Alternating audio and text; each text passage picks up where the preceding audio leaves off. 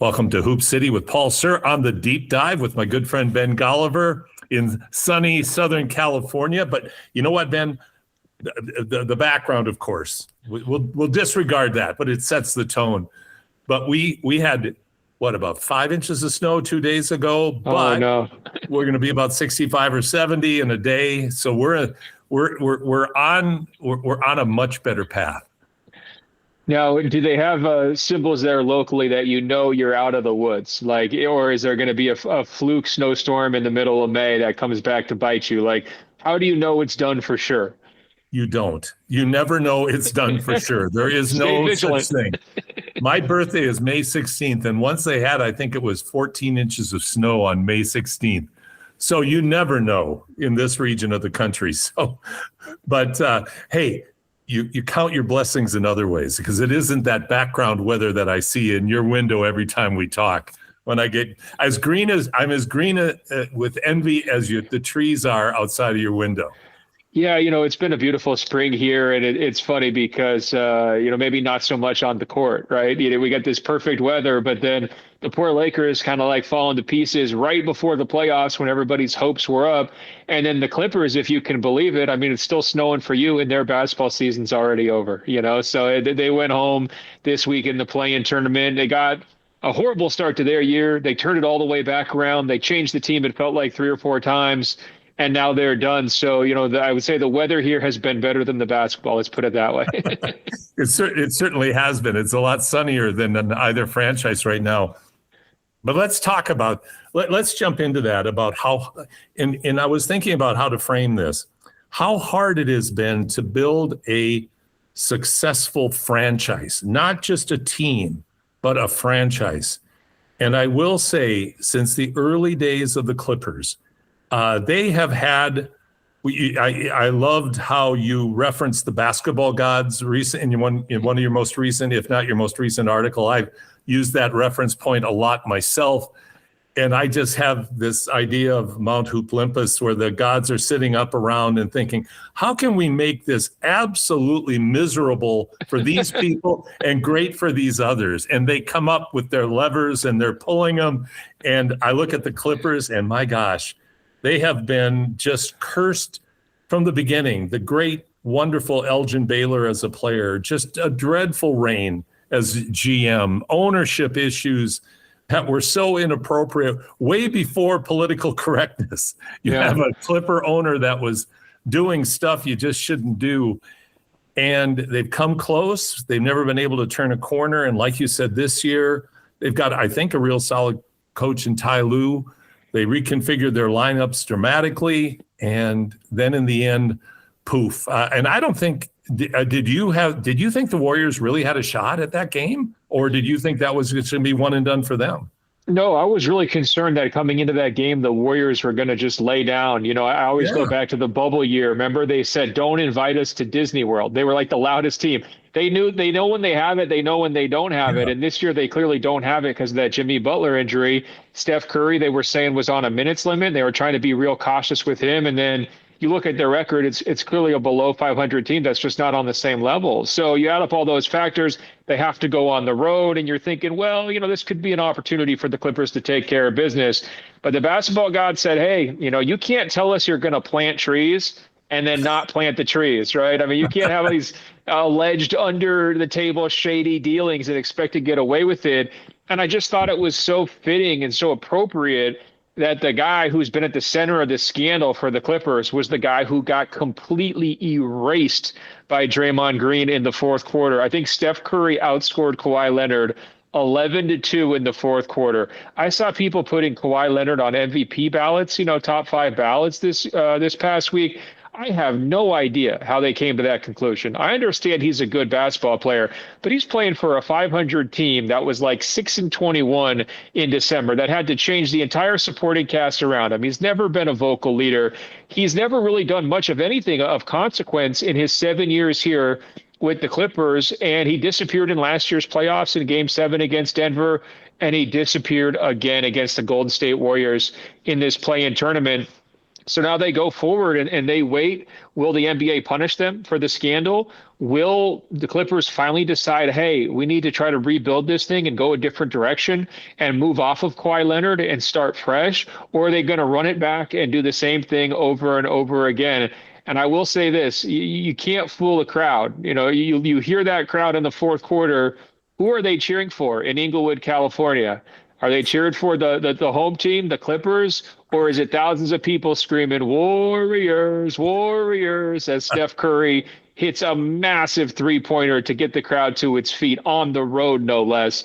You want to talk about building franchises? We could say Golden State did it the right way, building through the draft, creating a dynasty, sticking with their coach, Steve Kerr, doing whatever they possibly can to put a winner around Steph Curry and Draymond Green, having those guys come through really when it matters. And with the Clippers, it's always been about shortcuts, short-sighted trades, not caring necessarily about the draft, trying to get Paul George and Kawhi Leonard when that didn't make a ton of sense, putting them together the way it played out.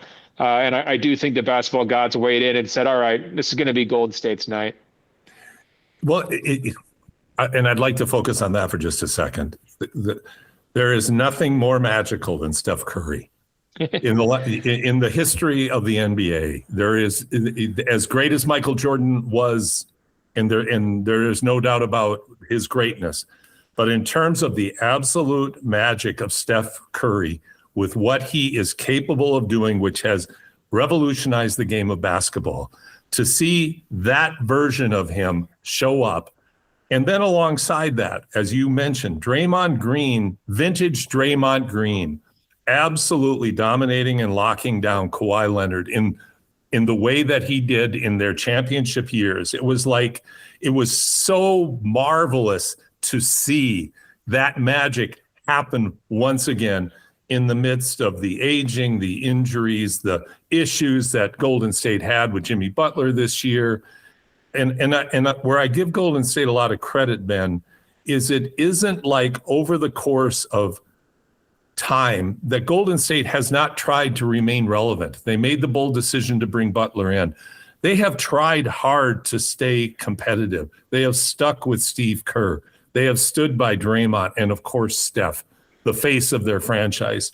But to see it resurrected again in that way against that woeful team, and by woeful, came down to the last seconds. Right. And the franchise magic, just like in the Olympics. Again, some players are Harry Potter, they've got the wand, and that's Steph Curry. Oh, no question about it. And, in this modern era with the way the salary cap has been set up, the NBA doesn't actually want you to have a dynasty, right? I mean, a lot of the new rules they've put in place in terms of luxury taxes and all these kinds of things was to break up the Golden State Warriors because they were too good 10 years ago and the other owners wanted a chance. And so it's no longer reasonable to expect Golden State to compete for a championship every single year, given how old their main players are. It's no longer reasonable for any team, if they lose a player as expensive as Jimmy Butler, to expect to compete for a championship, right? But what I loved about the Golden State Warriors win this week, but also the 4 play-in tournament games that we saw all week long, was how much the teams that won really celebrated and cherished their victories, because there's been a long conversation going back for years. Well, how much does the play-in tournament really matter? I mean, you win those games and you're probably going to go on and get smoked in the first round anyways. So, what trophy are you really getting? I mean, I saw Amazon was giving the guys chains of their highlights to wear in the post-game interviews. I don't know if they're going to be putting that chain up in their office bookshelf anytime soon. It's not exactly a Larry O'Brien trophy, right? But Steph Curry was so thrilled after 2 months of missing time with runner's knee to have that moment you're describing that did feel like a flashback to the Paris Olympics. You look at Denny Avdia. That guy was thrilled, elated to lead Portland into the playoffs for the first time in a long time. LaMelo Ball punched the Charlotte Hornets mascot because he was so excited. I don't know if you saw that in the celebrations, but it hits him in the mascot head. And then you look at Philadelphia with Tyrese Maxey and VJ Edgecombe, 2 pretty young guards. Those guys get over the top against Orlando, and they're thrilled about what they've done, right? And so I thought it was great optics for the NBA this week. Not only did you have very competitive games, but you had key players, whether they're rising stars or the ultimate, wise old veteran star in Steph Curry, sending the message to everyone out there that it's cool to compete and it's cool to care, even if it's a play-in tournament game versus Game 7 of the NBA Finals. And I just was tickled to death this week. After a pretty long regular season where there was a lot of just empty games that didn't really feel like they were very important, I thought all 4 of those games delivered, and Steph Curry was right at the top of the list. Well, and Curry has always been a jubilant personality. He's always been a celebratory, to the point where some purists had a tough time with him because of the way he expressed himself. So I love the fact that he had the opportunity again to be that version of Steph Curry. I'm gonna run at this from a little bit of a different angle. I'm gonna call this the Wemby effect. That Wembanyama has made it cool to be emotional again. And I'm not saying that's why these players celebrated the way he did, but Wemby has made no bones about who he is and how he regards the game and how he approaches this life that he's chosen. And it's with a joyful, competitive, a combination of serious-minded yet joyful. That's the best way I could put it. He's there to compete. He's there not to be buddy-buddy. He's there to win, but he's there to celebrate when he loses, and he's pissed off, or celebrate when he wins and pissed off when he loses. I love that. And to see 4 games like that this week, that really, I think you encapsulated that really well, Ben. Well, basketball relies on the stars' personalities, right? I mean, more so than any other sport. It's not like baseball where you got 11 guys, right? It's not like football where they're wearing helmets. Hockey, they wear the helmets too. Maybe they start, throwing the stick and throwing the gear off when they have a great time. But with the NBA players, we see all of their emotions. And when we get to these high stakes games, and now we're starting it with the play-in tournament, even more so than just the playoffs, some of the most indelible memories we have of big star players is whether they're crying when they win a championship or they're crying when they lose a championship, right? It's that very honest outpouring of emotion. I remember Wemby crying on his mom's shoulder in Paris, because they came up just short in the gold medal game. Kevin Durant crying on his mom's shoulder, going back to the 2012 NBA Finals against LeBron. LeBron crying when he wins the 2016 Finals. Steph Curry just elated every time Golden State got over the top. I mean, these are the moments that we live for as basketball fans.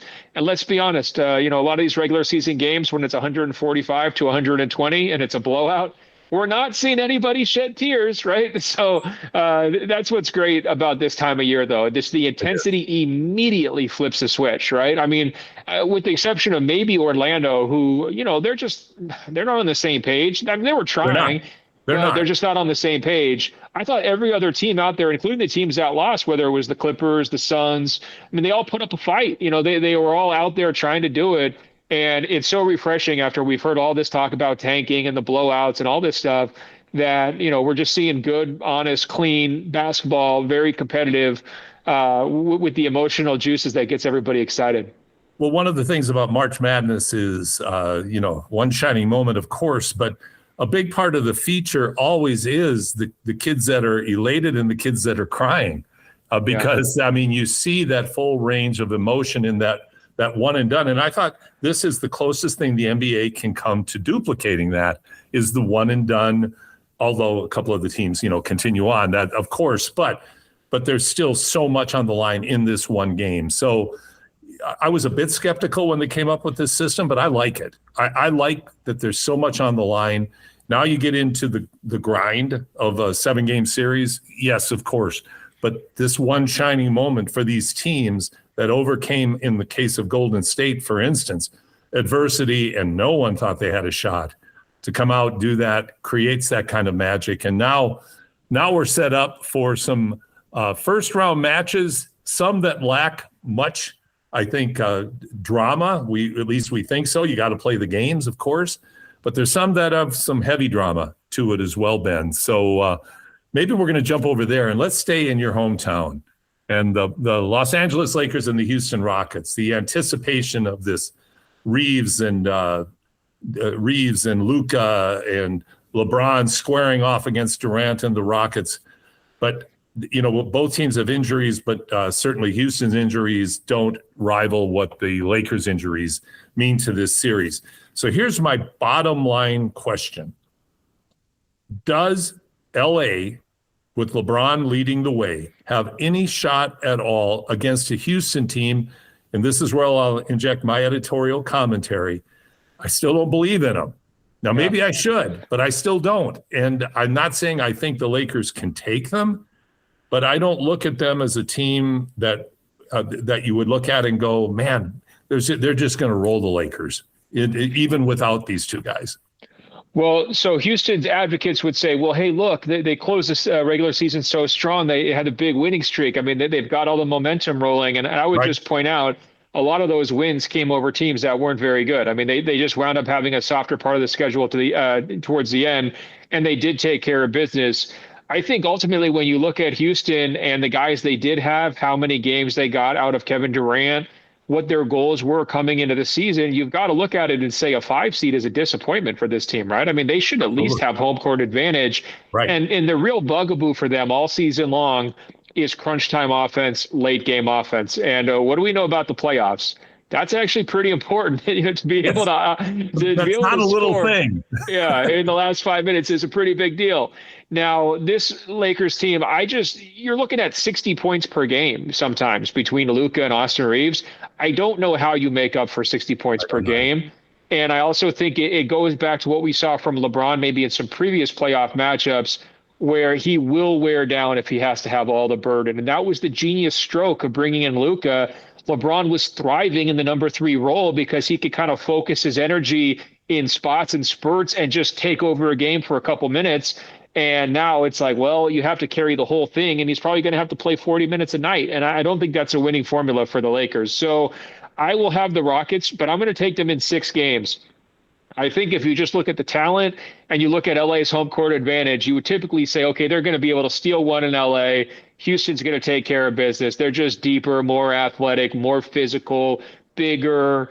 They've got Kevin Durant to kind of offset LeBron, and then the supporting cast will take care of it. So you would say Rockets in 5, but something tells me the Rockets are going to find a way to blow a game because they always do. I mean, it's just been a recurring theme for them not being able to execute down the stretch. So I've got Rockets in 6.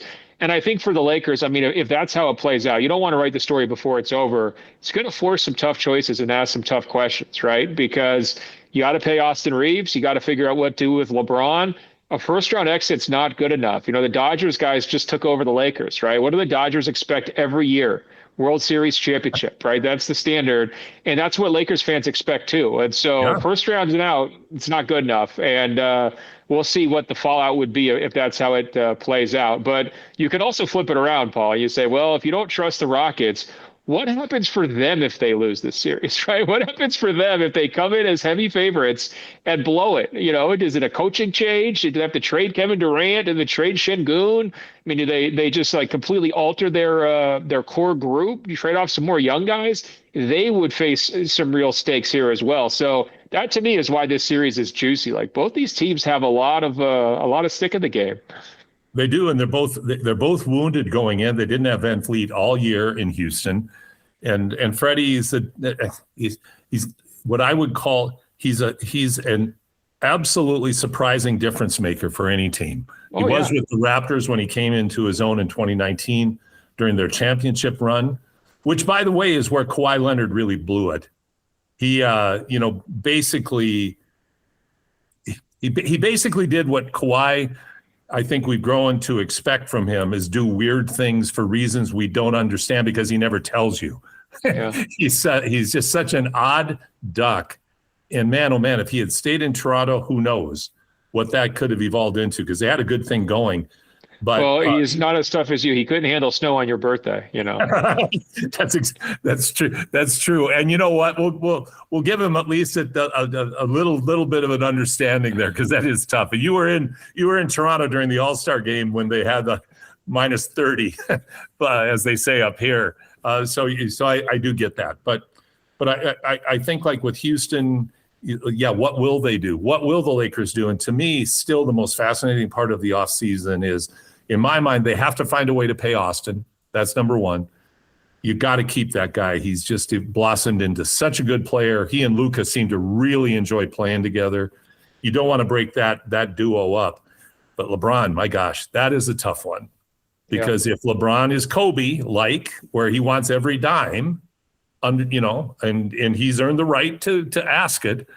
But he's not going to be Dirk. He's not going to be Stockton. He's not going to be one of those guys that says, you know what, I'm going to take a haircut to keep the team together. Got a shot at another one. It doesn't appear that what he will be willing to do. It's going to be interesting to see how that dynamic plays out. Well, I could make a strong case if I was his agent, Rich Paul. I could make a strong case to LeBron to say, hey, you're worth your weight in gold. There's no question about it. You're still the most famous player in the NBA. But taking a discount to stay with the Lakers would have its benefits. I mean, first of all, you don't have to move, right?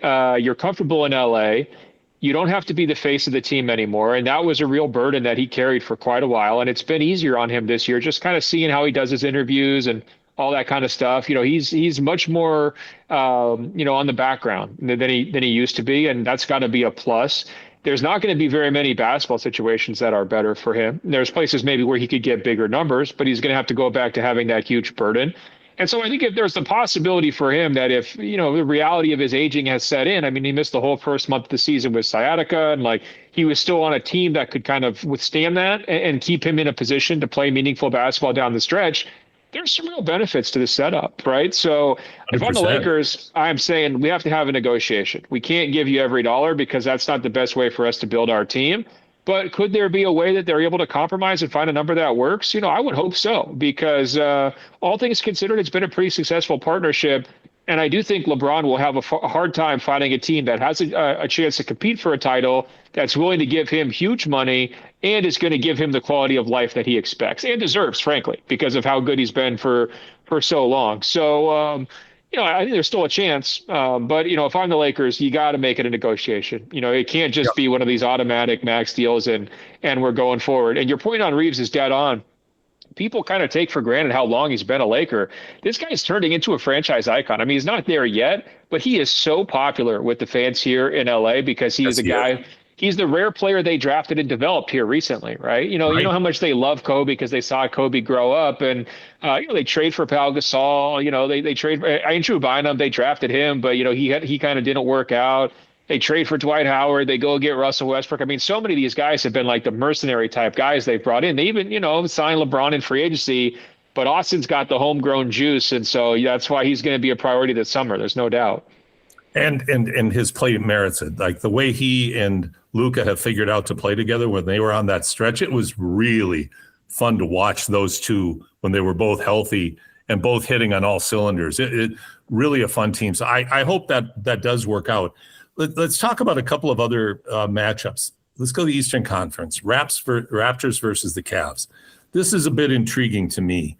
The Cavs, I think they have too much talent, most likely for the Raptors to handle. But the Cavs, again, what they have in talent, they lack in physical play. Not that the Raptors are overly physical at all. They're kind of similar in that way, kind of long and skinny in a lot of respects. Raptors finished strongly, but I think the two wins against the Heat were somewhat impressive. Certainly, Scotty Barnes played really well the last month of the season. Ingram seems to be at the peak of his powers right now. Do you see the Raptors having a shot in a 7-game series against the Cavs? I think so. The history of the Cavaliers and of Donovan Mitchell would say they're going to win their first round series because they're favored and they do have the better talent, the more experience. And then they're going to get to the second round, and that's probably going to be all she wrote. I mean, that's sort of the history of the Cavaliers. Now, from Toronto's side, the history would say, well, you got to go get your feet wet in the playoffs. This is kind of the first time with this group back in it. Right. And then in the future, you're going to expect bigger things, right? I do think Cleveland's vulnerable, though, and not only because their front line, like you said, is not overly physical, but the pieces just don't fit together that well. Right. Exactly. I mean, that's why they shook things up and then got James Harden, because they were like, well, Darius Garland's too small, and you're playing with Mitchell, he's too small. You got Mobley, who can't really do anything with the basketball, so he doesn't really work as a 4, but he doesn't really play 5 all that much. Jared Allen is just completely derivative. Everything has to be set up for him, and he tends to be a shrinking violet when it comes to the playoff stage. And then their wing core is really not all that impressive. And that's really where guys like Scotty and the other, RJ, Brandon Ingram, those guys should really be able to win some matchups in that particular spot. I think Toronto's best lineups are just a little bit more versatile than Cleveland's. But can Cleveland kind of turn this into an ugly series where Mobley's defensive impact is winning out? Mitchell's the best player on the court. He's getting 30 a night, and that's how they win it. That's how I suspect it goes. But I think Toronto is capable of making Cleveland sweat, and it's fun to watch Cleveland sweat because remember last year when Indiana just blitzed them off the court? How much fun was that series? It was just it was a track meet, and like Cleveland, the number one seed's looking around saying, "What the heck just hit us?" And Absolutely. so Toronto, I don't know if they have that same firepower that Indiana did, but they've got some real talented players, and if Darko finds a way to put it together, they could win this series. It's possible. It is possible. I'm curious to see how much, if at all, but how much Darko goes to Scotty on Donovan. That, I think, is the intriguing matchup to me, is that can Scotty's length and versatility and mobility bother Mitchell enough to take him out of the game? Because to me, the difference in this series most likely will be Donovan Mitchell's ability to get that 30 a night, because he's got Harden, who, for all of the criticism he gets in the playoffs, actually has some pretty good numbers in the playoffs, and he's still very, very good. But that to me is the most intriguing matchup in that series. So I'm curious, because the lack of the physical strength of both teams really makes, I think, for an intriguing matchup. And will it be a track meet, or will it, like you say, will Cleveland try to go the opposite way and make this a slugfest in the half court? Yeah, I mean, my last thought would be, Toronto gave Jakob Poeltl a lot of money last summer. I don't know if it made sense then. I don't know if it really made sense over the course of this series. But if you're going up against Jared Allen and Mobley, Cleveland is not going to go to like super small ball lineups like some teams do, right? And so there should be the opportunity for Poeltl to be out there playing big minutes, have some kind of an impact. This is the time to earn your money, and if Toronto goes quietly, there's going to be a lot of grumbling about, wait a minute, well, why did this guy cost as much as he did? So, this is a good opportunity for Poeltl to quiet some critics, or it's a good opportunity for the critics to get a little bit louder, right? Well, it'll be one or the other, that's for sure. I'm talking with Ben Golliver here on the Deep Dive on Hoop City with Paul Sir. Let's talk about the Blazers and the Spurs. Like Denny Vidya, what a marvelous season he had. And it really is interesting to see Portland without Damian Lillard at all for the entire season make the step and the stride that they made. They made a significant baby step this year. I certainly don't look for them to give the Spurs a series. Like it'll be 4 or 5 in my not so humble opinion. But what do you see in the Blazers now that they're healthy again?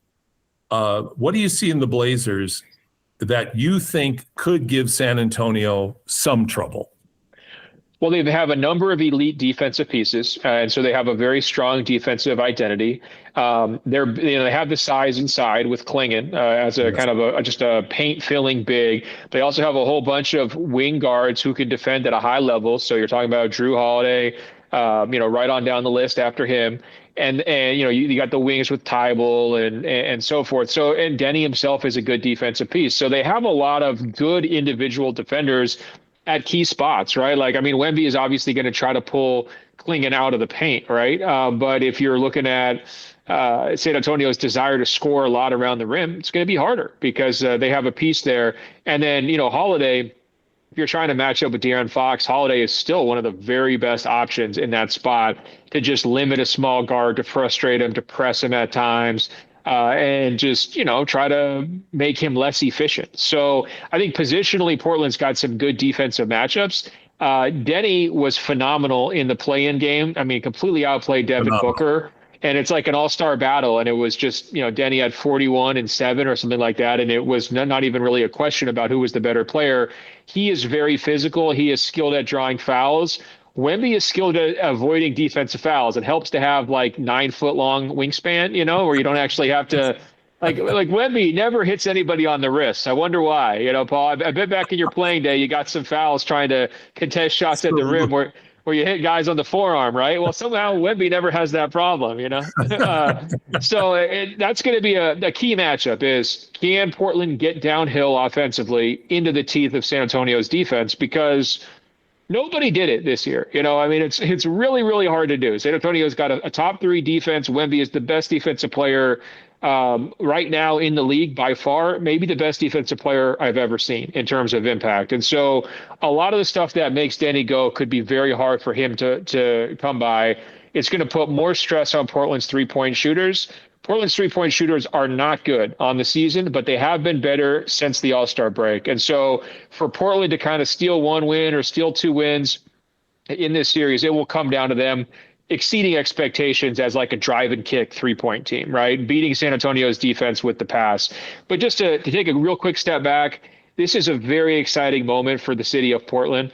They have not had full arena capacity for playoff games since before the pandemic, obviously, because in 2021, that was the only other year they made it back to the playoffs over the last 5, and they only were allowed to have a certain number of fans in the building because of COVID restrictions. That building, I still call it the Rose Garden, but it's the Moda Center. That building gets wild during the playoffs, and that's been true basically my entire life. And now you're bringing, I would say, the biggest star in the NBA right now in terms of these playoffs, the guy who everybody wants to watch. Portland finds itself on center stage. They couldn't be more thrilled. If you're a Blazers fan, 5 years of misery pays off with Wemby comes to town for games 3 and 4. Even if you're down 2-0 when he shows up, you're going to be so excited to go to those games. So I'm just thrilled for all the basketball fans in the Rose City. They're going to get a treat. For those that don't know, Ben has lived in the Rose City and has a great affection for his hometown. And it is exciting to see. Like Oklahoma City, I look at a market like Portland, and I'm excited for them. Minnesota, these small markets, Denver, these small market teams that have to go so far above and beyond that don't have what LA and New York City have in terms of resources at their fingertips, and how hard they have to work to build this franchise. And I think Portland has done an admirable job in some respects. I know they've made all kinds of mistakes along the way, but they have stayed the course. And the best, if I can call it the best move, a move that I think we'll see how big the dividends are that it might pay, is bringing Drew Holiday in. Because you've got a guy who's won an NBA championship. I mean, to say he's high character is an understatement. So from a leadership standpoint, a toughness standpoint, a personality, a teammate standpoint, a community standpoint, you can't have a better beacon than Holiday, I don't think, on your team. And then to have a budding superstar like Denny, like that's really exciting for this city. Well, yeah, especially if your coach gets arrested by the FBI, it might be helpful to have a Drew Holiday. Oh yeah, that room. Thing. You know, it's pretty. And guys like him, they're usually worth their weight in gold, right? As mentors for young teammates, especially when you have guys like Scoot Henderson and Shaedon Sharpe, and they're really young players who haven't really fulfilled expectations yet. So it's nice to have a good, smart, just glue guy type in the locker room. But when your coach gets, sidelined early in the season, you're bringing in Tiago Splitter, who's never coached at the NBA level before as a head coach. Drew Holiday earned his paycheck this year, no question about it. And he's still playing at a pretty high level. And Portland has had some misadventures with their moves. I mean, at the same time, trading Damian Lillard to Milwaukee, that worked out great for them. Trading for Drew Holiday, it worked out pretty well for them. And trading for Denny was an absolute steal for them. I mean, they got an all-star level player who's on a very affordable contract, who's progressing through his prime, and looks like he's going to be I don't know if you call him a franchise player, but he's going to be a stalwart type guy for years to come. And he's just about all the right things. Put your head down, get to the rim. He reminds me actually of a young Jimmy Butler in terms of how relentless he is off the dribble. And, he even showed a little shake and bake there against Phoenix late in that game. Man, that was a nice series of moves to get himself to the rim for the game winner, right? Or the game sealing shot, I should say. So, Portland fan base is feeling good. Obviously, still more work to do. And it is a tricky spot here because they're in a transition with ownership. And so I do think that making the playoffs is a nice thing that you could say for everybody there who's worried, is the new owner going to come in and clean house and change direction and try to do things his way? Everybody can look back and say, hey, we made the playoffs. That's not easy to do, right? Especially because you have to fight it through the play-in tournament and you're battling a lot of injuries along the way. And so hopefully that allows the owner to kind of start this new chapter on a good note, right? I would look at the acquisition of Denny similar, kind of like I would put Gilgeous-Alexander from the Clippers as the pinnacle, but Right. I would put this is right below that. To get him for what they gave up is just huge. And to have him evolve into the player that he is, shame on Washington. Yeah. Their ineptitude. I was going through some of the franchises, and one of the clunk along, I called it the clunk along franchises, and that's certainly Washington. I even throw a couple of other teams into that, but I think with the Blazers, it's great to see. Let's talk about, Ben, the series. I think of all of the series that probably before the series start has the most intrigue about it, and that is the Timberwolves and the Nuggets. I knew you were going to say that. I knew you were going to say that. Of course. You love both sides of it, you know? I do. I mean, they're two of my favorite teams, and I love both, and I love playing out both sides of it. But I think, would you agree, it's the most interesting matchup? Because I think I think with the Wolves come in kind of stumbling in a bit with Ant's knee being very suspect. The Nuggets come in 12-game winning streak, really found they're healthier. They're not completely healthy yet because Watson's still up in the air, and that's a big piece to be missing. They're playing against their nemesis, who has been very, very tough on them the last few years. The Wolves they're beasts. They're physical. But then you've got Denver, Murray a career year. And, of course, you've got Jokic. And, by the way, I thought about all of our conversations, and I've read all of the different things about MVP. Jokic is my MVP of the year over SGA. Wow. I came to my conclusion. I said, no, Jokic is it. That's another conversation. We'll focus on this. If you want to challenge me, because that's an easy one to challenge, I'm open to it, but I can defend myself and my choice.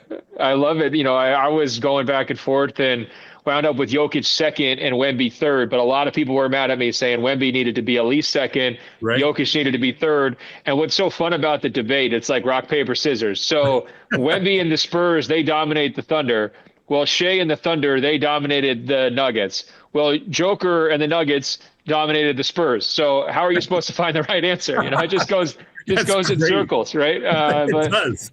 It was a great MVP race this year. Joker had a phenomenal season despite the midseason injury, and he really closed hard. I mean, Denver has maybe more positive momentum than any team going into the playoffs. And I think that starting the playoffs at home, usually that's great, right? Like if you're still feeling good, everyone's good. Aaron Gordon's healthy. Jamal Murray's healthy, had a great season.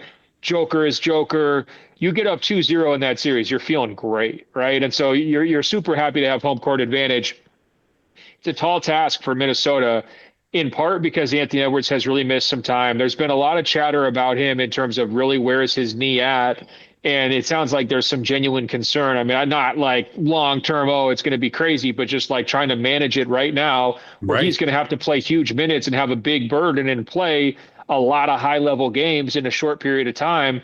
Minnesota has no chance unless Anthony Edwards is an A-type player, right? Because, one of their best playoff guys last year was Nickeil Alexander-Walker, and he's going to do it for Atlanta now, right? So, for Minnesota, they're glad to have the size and physicality to throw at Joker. They're glad to have the familiarity. I saw Julius Randle say he was going to consult with God to figure out how to guard your MVP, which was a great, I think a great line. Also great advice for everybody, right? You probably do need to consult with God to try to slow him down. But let's not forget there's bad blood here too. I mean, this is pretty close to one of the best rivalries we've got in the NBA. On Christmas, they got into it. It was very feisty. And the last couple of playoffs where, Denver choked it in Game 7, they have not forgotten that. I mean, that was a really tough loss to take. And I was there, and Anthony Edwards was really, I don't want to say rubbing it in their face, but he was really savoring it. Let's put it that way. He was pouring salt on the wound. He was. He had question. The shaker out.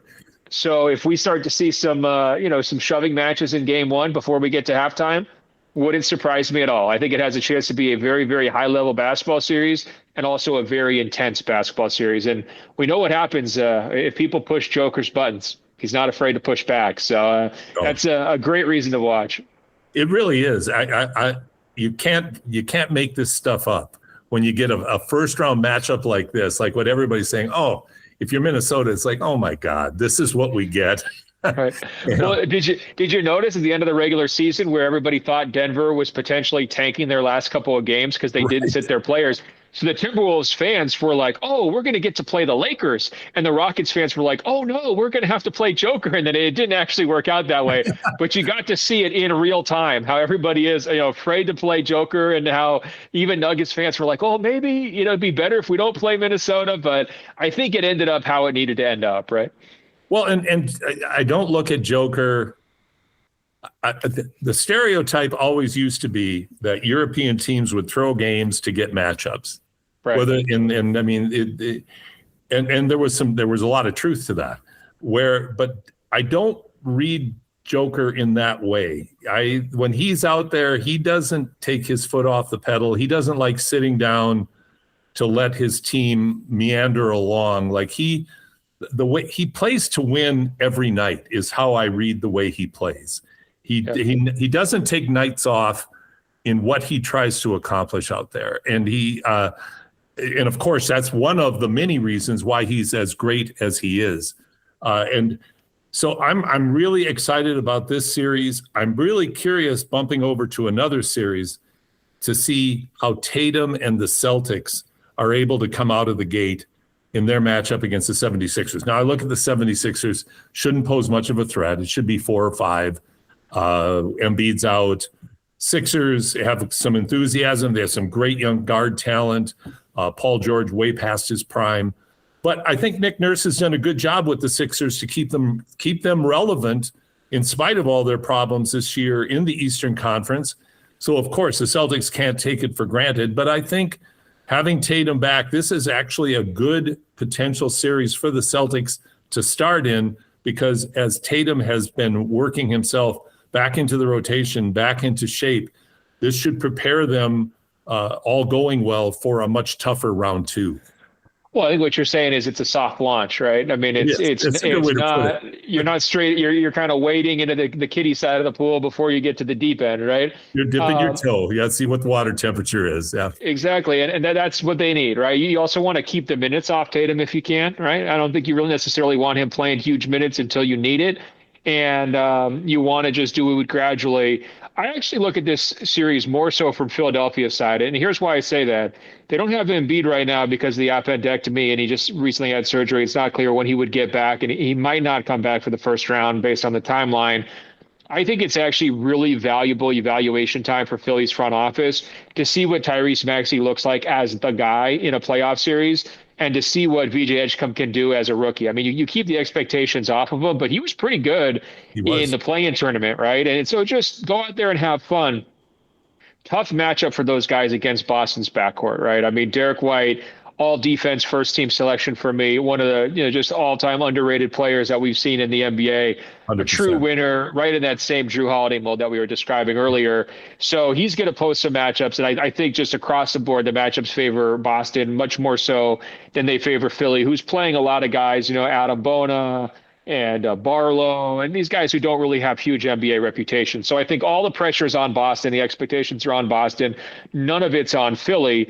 But if Maxey goes out there and averages 35 for a series, and maybe steals a game, you're feeling better if you're Philly about whatever comes after the Joel Embiid experience, right? You're feeling like you've got some building blocks here, and you're not just getting tied up in the same old thing. Because just like in LA, where Kawhi Leonard hits the same wall every year in the playoffs, that's the story with Joel Embiid. Even if he comes back healthy, I don't expect him to change a series, really. I don't think he's going to be able to lead them valiantly to some victory. And so I would almost rather he not come back and you just get the evaluation time, see how good your guys are, and then start spinning it forward for the future. I've always been less than enamored with Joel Embiid, because I think he embodies to me the player that has bought into what I consider to be flawed positionless basketball mentality that really took hold 5 to 10 years ago, that it's okay for bigs to go out front all the time. Like I look at Wemby and how he already had that game in place, but this year made the conscious effort to become more of a force inside, understanding that if he does that, it makes him more effective outside. And I think Embiid always wanted to play out front, even though he weighs, even though he's bigger and stronger than everybody. He never really bought into the back to the basket stuff, where he was almost, if he had Shaq's mindset, almost Shaq-like in his ability to physically dominate his defender. And so Joel never has done it for me, but I've admired it. I admire his talent. I just think he's one of those guys when he came out with the process stuff, all like his mind was on all kinds of other stuff other than the game, is how I read Embiid. And unfortunately, the basketball gods, again, with their lack of a sense of humor or their cruel tendencies, said, well, this guy's not going to be healthy for long ever. And we're going to keep everything off balance for him. It's been a real long ride for him in terms of the injury issues. Some of the style of play stuff, I wonder if in his mind he was thinking, this is how I can protect my body. Maybe I just shoot more jumpers instead of dominating down low. But one thing I know about the analytics, dunking is more efficient than the best 3-point shooter, right? So if you can, even those guys like dunks, right? Yeah, exactly right. And so it's been a frustrating watch all around. My other issue with Embiid is I was never convinced he made his teammates better. Right. I didn't think he was a good enough decision maker. I didn't think he was a good passer, but not a great passer. Yep. And so when you get into late game situations and he starts to tire, wear down, he doesn't attack the basket as much. He does settle for more jumpers. He does commit more turnovers. He just wasn't a reliable player in the biggest moments to me. And you could just see his fatigue accumulate over the course of games throughout his career. And, also when things went wrong, he had a tendency to point the finger. It was really a lot of blame game stuff from him. And, everybody compares him to Joker. I never see Joker blame anybody for anything. He just goes out there and does his job. You were talking about how, Denver never tanks game, or he didn't want to tank a game like a European team earlier to get a certain matchup. It reminds me of when Greg Popovich would say, oh, I didn't even really prepare to study our opponents. All I'm worried about is me, right? I'm just going to make sure our team is ready. And he's probably being a little facetious there, but Absolutely. The idea is that's where a coach's focus should be, is how to gain the most out of his own group. I feel like that's where Joker's mentality always is. Doesn't matter who he's going against. He's going to be, playing the game at a high level mentally to make sure he and his guys are ready for that matchup. And with Embiid, I just kind of felt like he was playing checkers, not chess in some of these situations. And I don't think he has a big signature playoff moment as a counter argument. I've been watching for 10 years and I really haven't seen one. Well, and I love the checkers, not chess. And I'll use the MAGA, the Trump plays is always playing three-dimensional chess. No, we know that's not true, but we also, but I think you said the key thing, and I think it's a genius comment. Joker is always ready mentally. And he really is. Like, he always is mentally in the game. Even when his game's off, he's always mentally there, and he's trying to make a difference. When the shots aren't falling, no matter what, he'll still continue to make the extra passes. He'll still rebound well. He's like the coach's dream in that way. He will control what he can control to the best of his ability, off night or on night.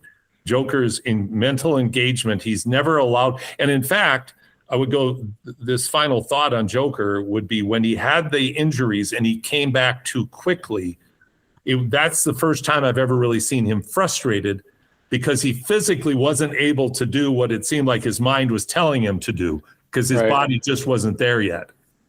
Well, a good preparation for old age, right? I mean, we can all relate to that. It's, we can't do what we used to be able to do. I can relate to that. You cannot. You're not there yet. You don't even get to say that.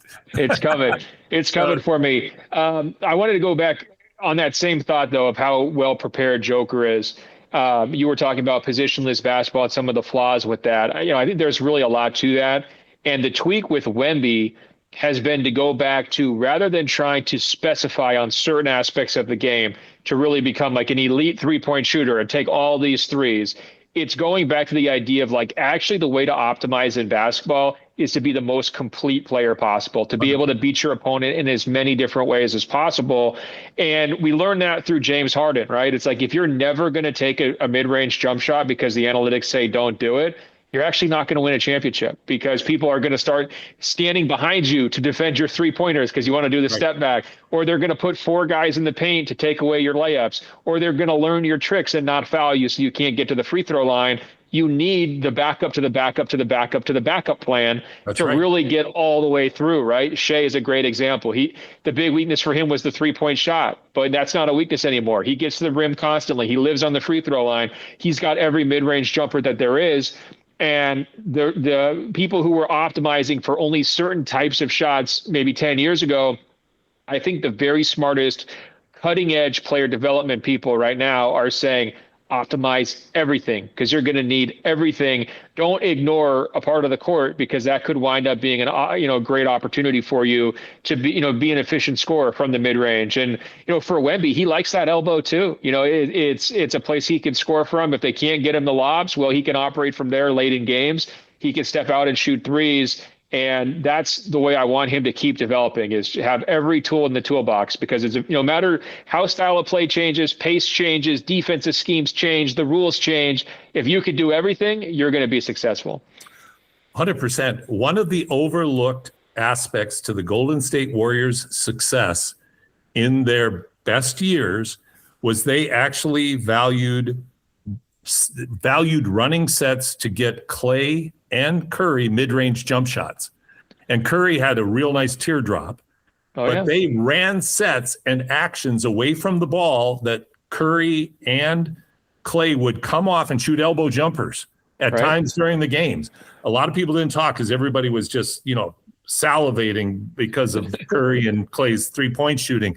But they missed that. They missed that because Kerr did such a great job of creating those actions for them, which again gave them an advantage that you couldn't just sit on their 3-point shot like you articulated so well about James Harden. You have to have that versatility and that ability in the middle of the key to be able to punish people when they're cheating on you on the outside. And what a weapon was Sean Livingston with that shot too. I mean, one of the all-timers. And what a great fit. That's the other thing with the front office vision, right?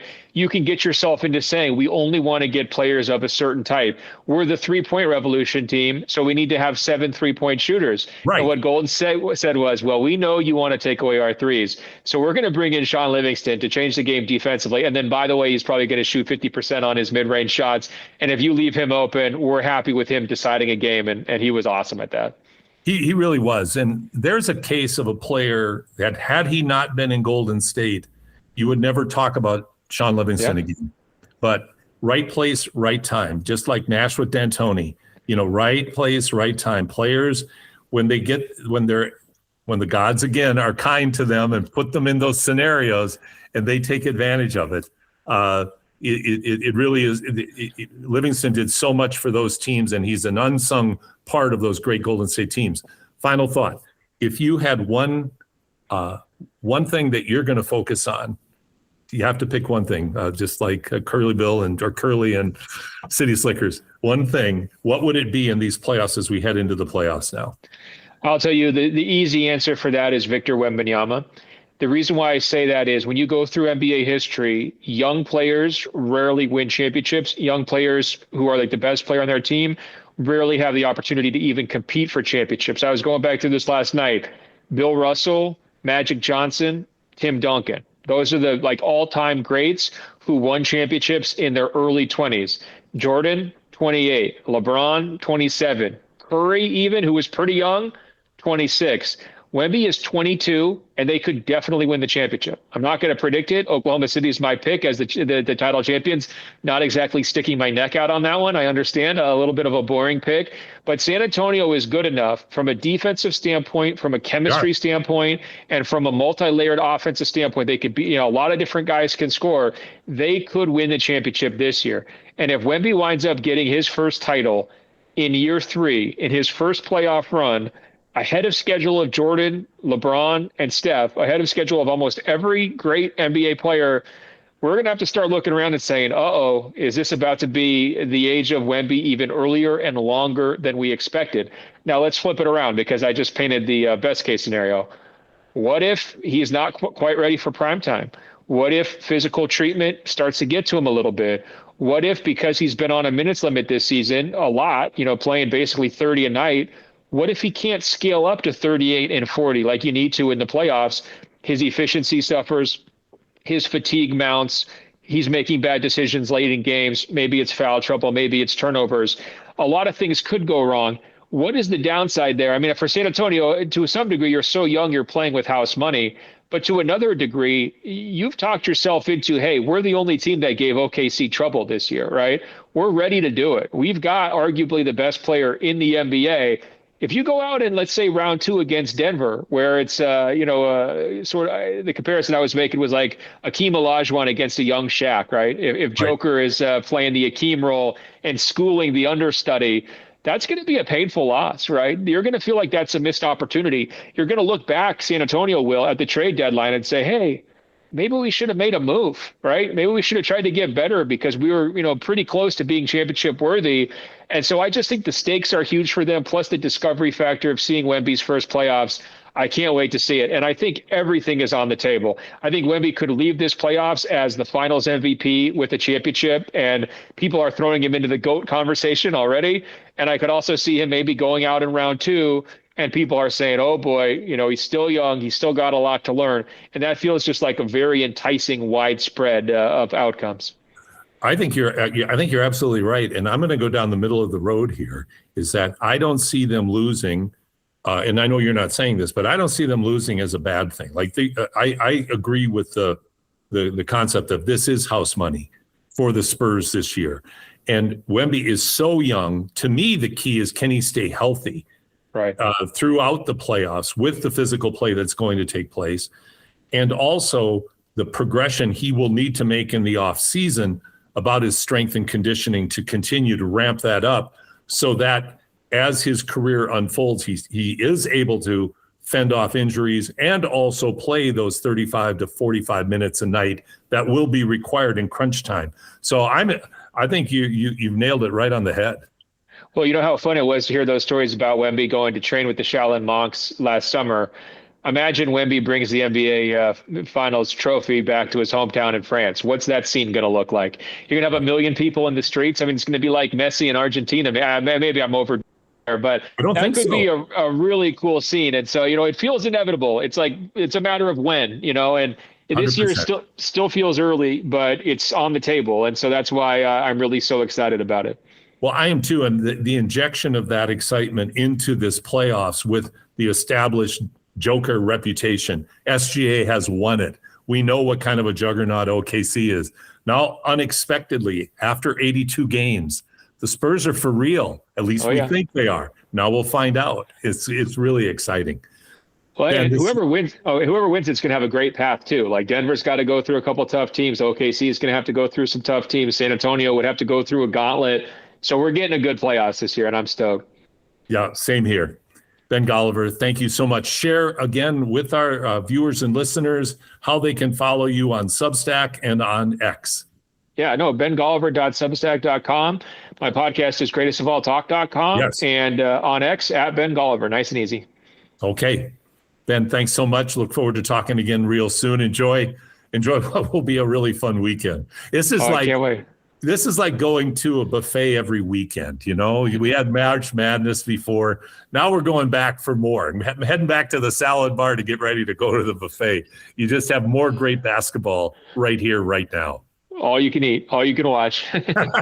Absolutely. Ben Golliver joining me here on Hoop City with Paul Sir on the Deep Dive.